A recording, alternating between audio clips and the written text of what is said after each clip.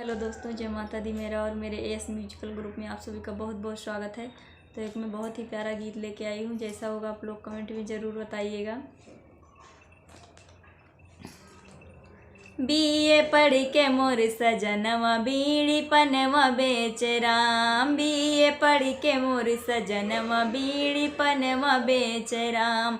बीड़ी पनवा बेच राम, बीड़ी पनवा बेच राम, बीड़ी पनवा बेच राम, बीड़ी पनवा बेच राम। बीए पढ़ के मोर सजनवा बीड़ी पनवा बेच राम।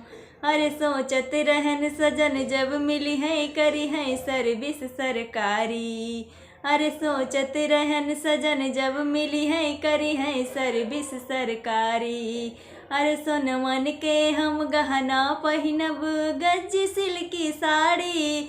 मिली ग माटी मायर मनवा बीड़ी पनवा बेच राम। मिली ग माटी मायर मनवा बीड़ी पनवा बेच राम। बीए पढ़ के मोर सजनवा बीड़ी पनवा बेच राम। बीए पढ़ के मोर सजनवा बीड़ी पनवा बेच राम। हे विधना तोहर काऊ बिगाड़न जर गई भाग्य हमारी। हे विधना तोहर काऊ बिगाड़न जर गई भाग्य हमारी। अरे बीए पढ़ के मोर सजनवा भैले आज भिखारी। अरे बीए पढ़ के मोर सजनवा भैले आज भिखारी। लागे कतहु ना ठेकनवा बीड़ी पनवा बेच राम। लागे कतहु ना ठेकनवा बीड़ी पनवा बेच राम। बीए पढ़ के मोर सजनवा बीड़ी पनवा बेच राम।